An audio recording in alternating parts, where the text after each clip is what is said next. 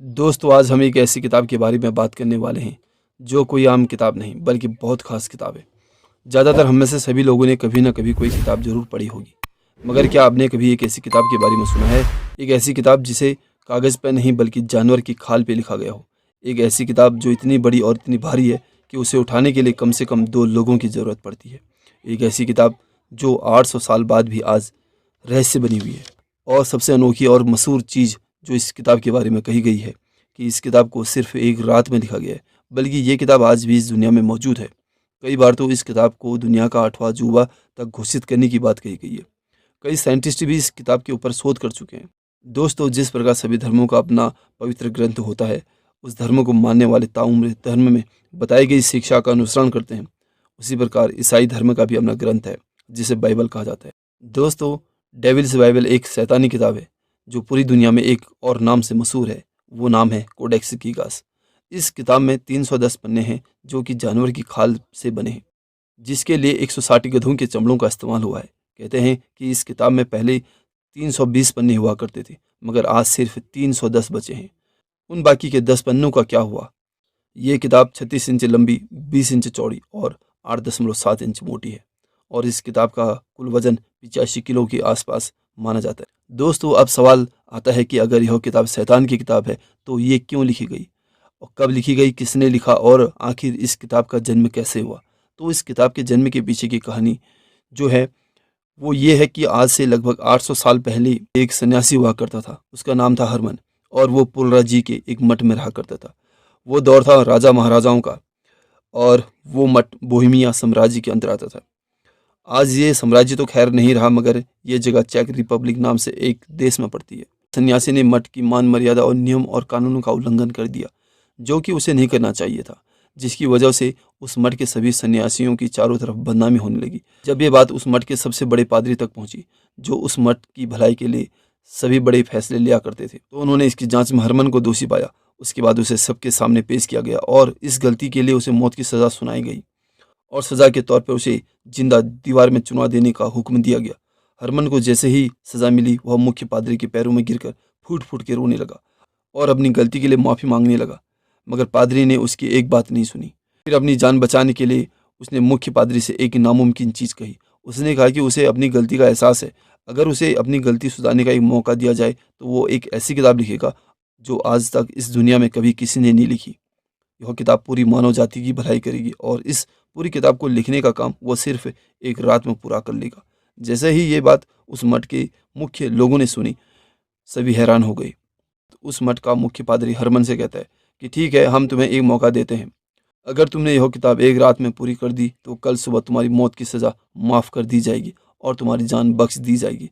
इसके बाद हरमन ने किताब लिखना शुरू किया, और वो पूरा मन लगाकर ये काम करने लगा। धीरे धीरे समय बीतता गया, और जब आधी रात हुई तो उसे एहसास हुआ कि यह नामुमकिन है कि वह इस किताब को सुबह होने तक पूरी कर ले।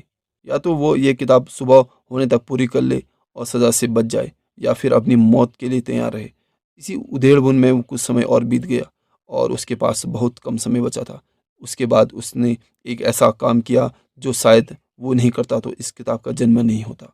आमतौर पे जब एक इंसान किसी मुसीबत में होता है तो वो अपने भगवान अल्लाह या ईश्वर को याद करता है, और आधी रात के बाद एक विशेष पूजा प्रार्थना की।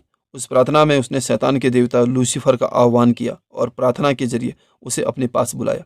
क्योंकि हरमन एक पहुंचा हुआ सन्यासी था और शैतान तुरंत उसके सामने आ गया। उसके बाद हरमन शैतान से कहता है कि वह इस किताब को सुबह तक पूरी करने में उसकी मदद करे।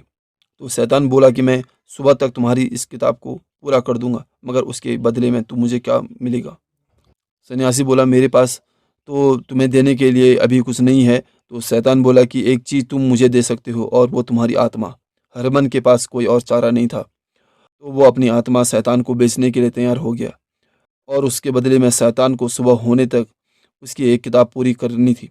और दोनों के बीच जो समझौता हो गया था, उसके बाद वो रात बीतती है, और सुबह जब वह सन्यासी उठता है तो उसके सामने 310 पन्नों की गधे की खाल में लिखी हुई किताब रखी थी। हरमन यह देखकर बहुत खुश हो जाता है, और फिर सुबह उस मठ के अधिकारी वहाँ पहुँचते हैं, और वो इतनी बड़ी किताब को देखकर दंग रह जाते हैं। मगर जब उन्होंने इस किताब को खोला तो इसके पहले ही पन्ने में एक शैतान की तस्वीर थी। उस शैतान का शरीर तो इंसान जैसा था, मगर उसका मुँह बिल्कुल राक्षस जैसा था।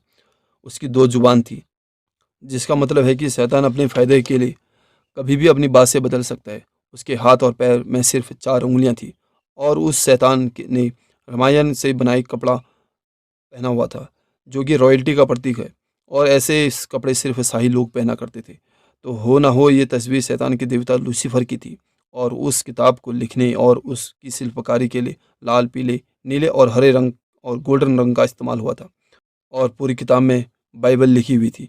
इस किताब में प्राचीन इतिहास का भी ज़िक्र था और शैतान को बुलाने और उसकी पूजा, टोना-टोटका, काला जादू, इलाज के अलग-अलग तरीकों का भी ज़िक्र था। यह किताब लैटिन भाषा में लिखी गई थी, मगर कहीं-कहीं इसमें हिब्रू, ग्रीक और सैलरी भाषा का भी इस्तेमाल हुआ था। कुल मिलाकर इस किताब में शैतान की पूजा करने और शैतान को अच्छा दिखाने की कोशिश की गई है।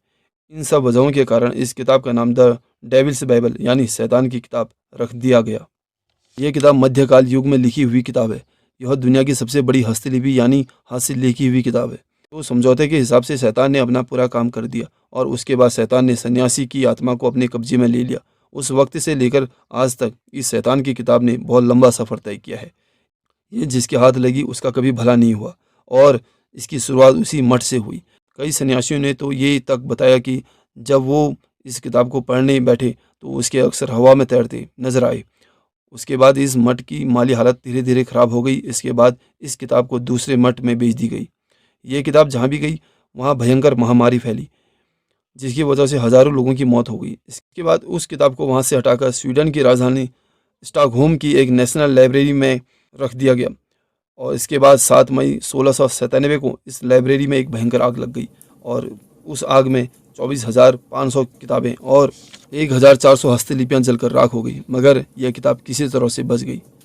इन 800 सालों में वक्त बदला, लोग बदले, नया ज़माना आया, साइंस ने भी खूब तरक्की की, और जब नए समय में इस किताब के चर्चे हुए तो कुछ वैज्ञानिकों ने इस किताब के ऊपर रिसर्च की। रिसर्च में उन्होंने पाया कि इस किताब का हर अक्षर एक समान है, चाहे आप इस किताब के पहले पेज की पहली लाइन देखें या फिर आखिरी पेज की आखिरी लाइन, दोनों एक जैसी हैं। इस पूरी किताब को एक ही स्याही से लिखा गया है। इस किताब में एक भी गलती नहीं है। इस किताब में कुछ ऐसी भी चीज़ें लिखी गई हैं जो आज तक किसी किताब में नहीं लिखी गई। इसके बाद वैज्ञानिकों ने मान लिया कि ये कोई आम किताब नहीं।